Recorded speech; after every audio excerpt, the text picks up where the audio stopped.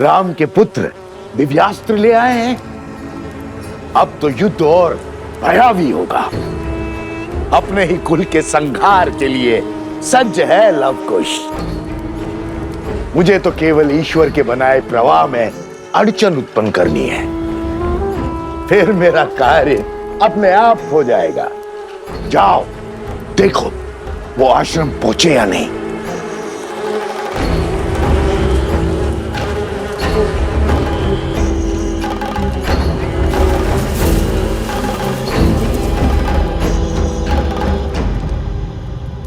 और उस शत्रुघ्न का क्या? वो भी तो लुप्त है। तुम क्या केवल मुझसे प्रश्न करने के लिए जन्मे हो? जाओ वन का कोना कोना छान मारो और ढूंढो उस शत्रुघ्न को। जाओ। जो आज्ञा महाराज।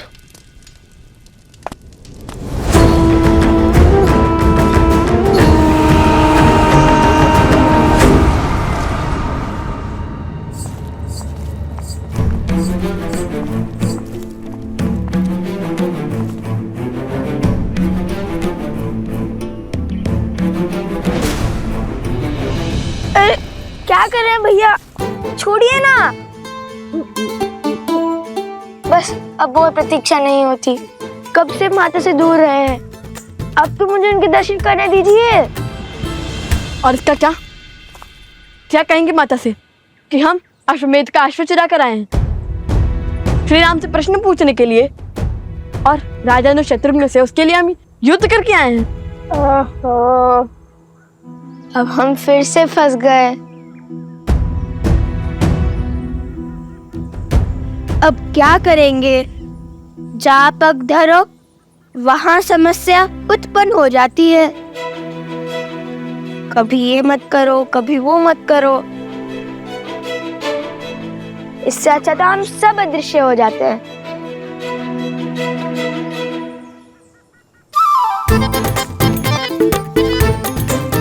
ये क्या कर रहे हो कुश?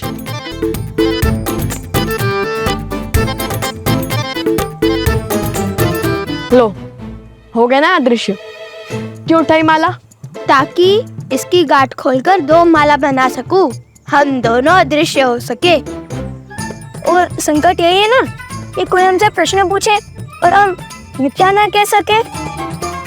अब जब दिखेंगे ही नहीं तो ना कोई प्रश्न पूछेगा और ना कोई उत्तर देना होगा। किंतु अब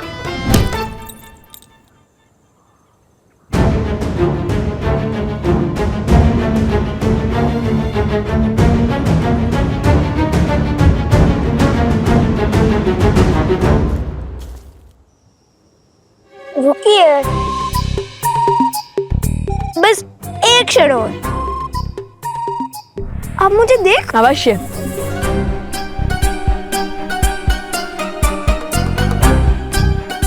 लगता है गांठ खुलने से स्तेव्य माला की माया समाप्त हो जाती है।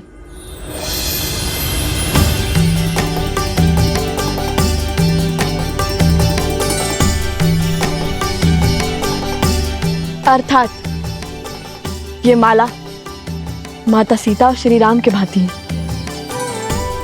दोनों सिरे जब एक दूसरे से जुड़ते हैं तभी संबंध और शक्ति आकार लेते हैं, अन्यथा नहीं।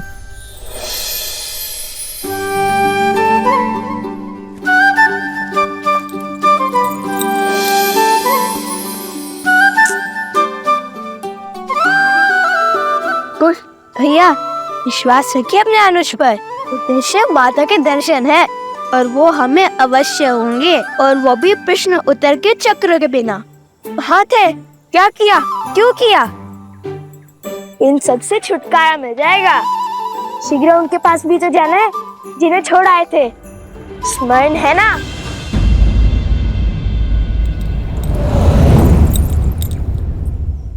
कदापि नहीं। जितनी इच्छा हमें माता से मिलने की है उतनी तो माता को भी तो हमसे मिलने की होगी ना। क्या उन्हें दुखी करना चाहते हो तुम?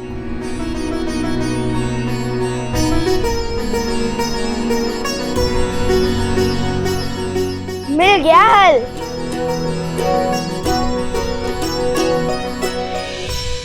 चलो, एक तो प्रत्यक्ष दिखा पर कुश कहाँ है?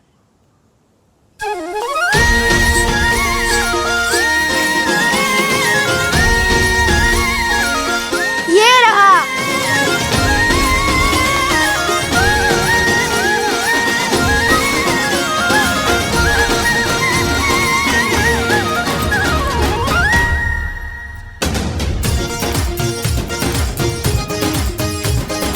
अब मेरी माला से पूजा हो जाएगी और इस माला से अश्व की रक्षा।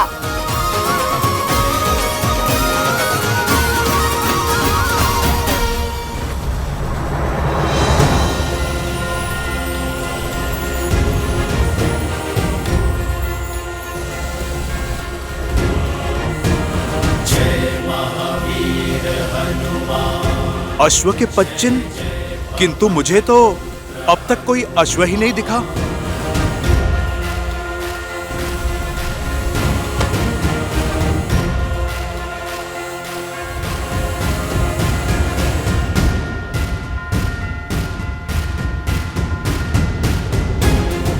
बालकों के पच्चिन, अवश्य ही वो ऋषि कुमार ही होंगे।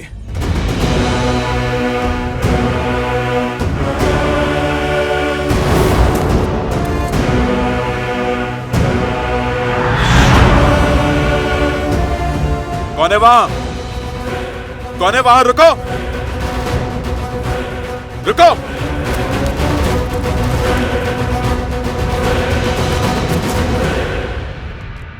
लव, आ गए तुम सब?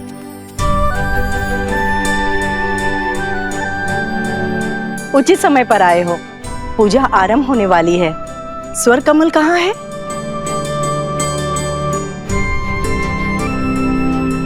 कुछ भी तो कहीं दिखाई नहीं दे रहा।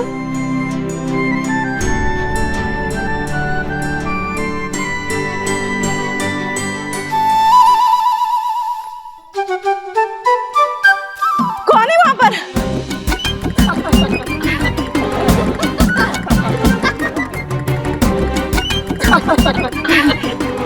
क्या हुआ गुरु माँ, कोई प्रेत देख लिया क्या? प्रणाम कुमुदिनी दीदी।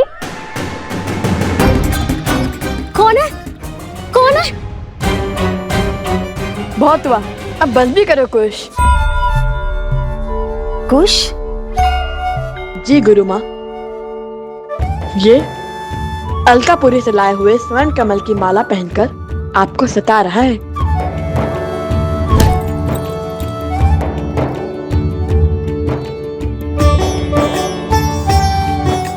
क्षमा करे गुरु माँ, बड़े दिन हो गए आपका मनोरंजन नहीं किया, तो सोचा।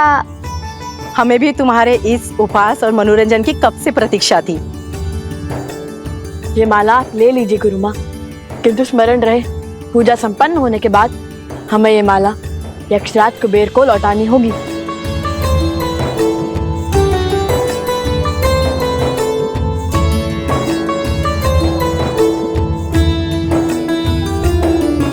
माता कहाँ है? उपवन में है, ऋषि भारद्वाज के पास।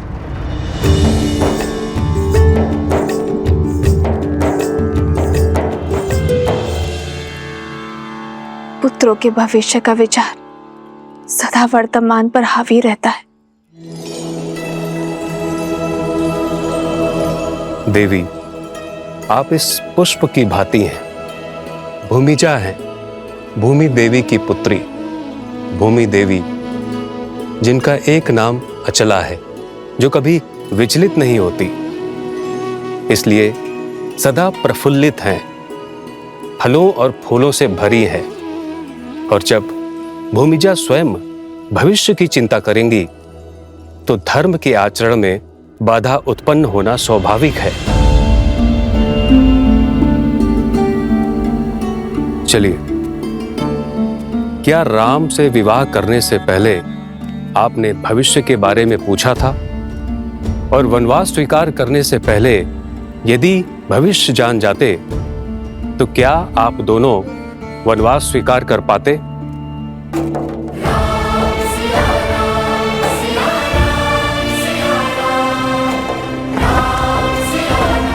भैया, आपके कंधों पर ही साम्राज्य, और इतने संकटों का भार है, आपको भविष्य की चिंता नहीं देते? भविष्य की चिंता तो उन्हें होती है भरत, जिन्हें भविष्य से कोई मोह होता है। मैं तो आज में जी रहा हूं, और आज की मांग यज्ञ की पूर्ति है। अब चाहे जो मूल्य चुकाना पड़े, ये यज्ञ संपूर्ण होगा। और फिर भविष्य की चिंता वर्तमान का सुख छीन लेती है भरत। इसलिए भविष्य जान जाने से कुछ नहीं बदलेगा, किंतु आपका मन अवश्य बदल जाएगा। तो बताइए, क्या अब भी आप भविष्य जानना चाहती हैं?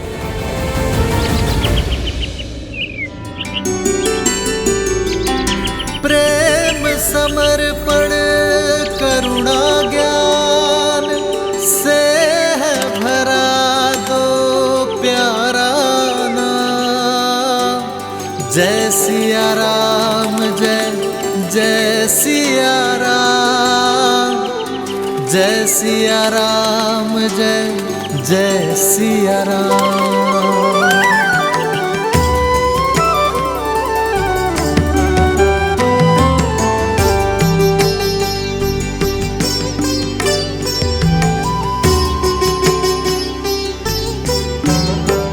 मेरे पति और आराध्य श्री राम ने कभी भविष्य जानने का प्रयास नहीं किया, और अब मैं उन्हीं की भांति अपने संस्कारों पर, आपकी दी शिक्षा पर पूर्ण विश्वास रखूंगी। अपने पुत्रों के भविष्य की चिंता को त्यागूंगी। मर्यादा धर्म की इस पहलू को समझ चुकी हूं मैं ऋषिवर। मुझे आशीर्वाद दीजिए ऋषिवर कि आज के बाद एक क्षण के लिए भी मैं अपने पुत्रों के विषय में चिंतित ना रहूं।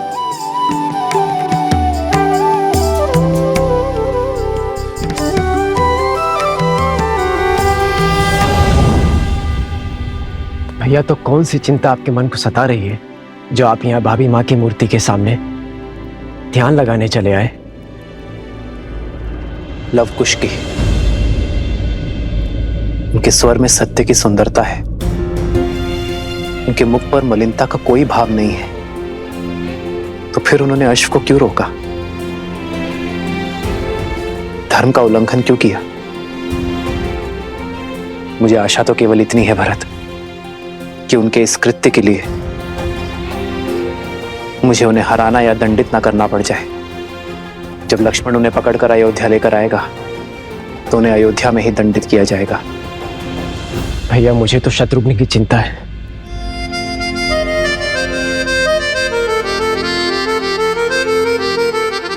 इक्ष्वाकु के वंशजों को हानि पहुंचाना इतना सरल नहीं है भरत। और फिर शत्रुघ्न को खोजने का बेड़ा तो स्वयं हनुमान ने उठाया है, फिर कैसी चिंता? हनुमान पर विश्वास रखो भरत। अब संकट मोचन ही हमें इस संकट से उभारेंगे। जय हनुमान ज्ञान गुण सागर, जय कपीस तिहु लोक उजागर। राम दूत अतुलित बल धामा, अंजनी पुत्र पवन सुत नामा। राम दुआरे तुम रखवारे, होत न आज्ञा बिनु पैसारे। आपन तेज समारो आपे, दीन लोक हाथ कै कापे।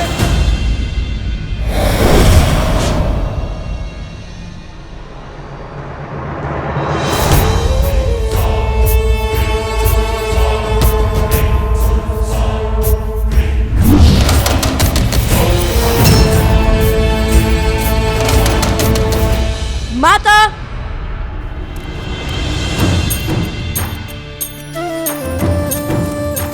माता,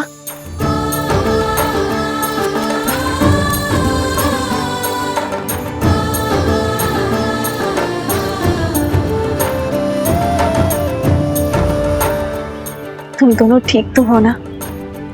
मैं तो ठीक हूँ माता, आप इसी से पूछिए। क्यों, क्या हुआ ऐसे? माता, भैया को कहानियां बनाने में आनंद आता है। मैं भी सकुशल हूँ। खुश। बताता हूँ, सब बताता हूँ। ये एक लंबी कथा है। तो हुआ यूं कि हम त्रिवेणी पहुंचने ही वाले थे कि तभी मेरे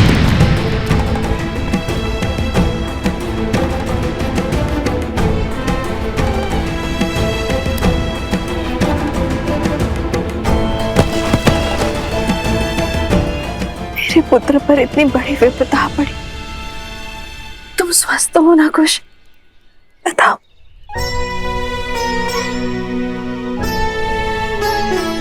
माता, जिनके लव भैया जैसे भाई हो उन्हें भला क्या हो सकता है। अब भैया ने उसी क्षण फूटी खोज निकाली और मुझे भी स्वस्थ कर दिया और गांव वालों को भी। मेरा पुत्र, सदा ऐसे ही एक दूसरे की ढाल बनना, एक दूसरे का ध्यान रखना।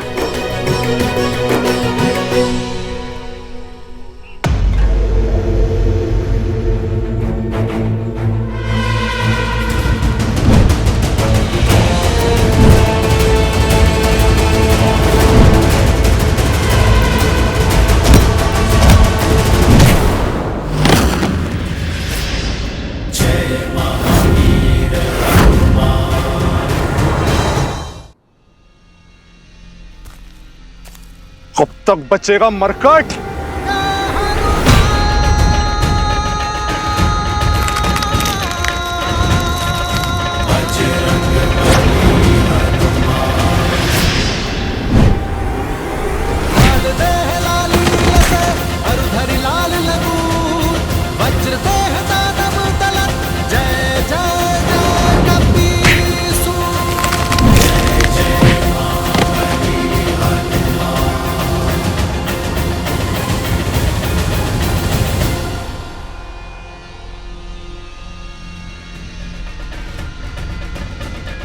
बचाइए महाराज, रक्षा कीजिए। बचाइए महाराज, रक्षा कीजिए। तनिक देखो तो ये दुष्ट जाता कहाँ है और कौन है इसका महाराज?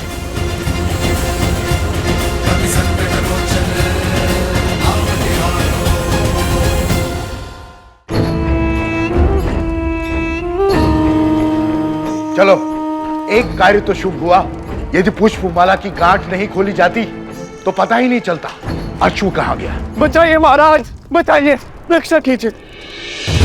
महाराज, रक्षा कीजिए मेरी। क्या हुआ बानासुर? किससे मार खाकर आए हो? उससे जिससे अक्षय कुमार, इंद्रजीत और स्वयं तुम्हारे भाई रावण ने मार खाई है, राम भक्त हनुमान से। जय हनुमान ज्ञान गुण सागर, जय कपीस तिहु लोक उजागर, रामदूत अतुलित बल धामा, अंजनी पुत्र पवन सुत नामा।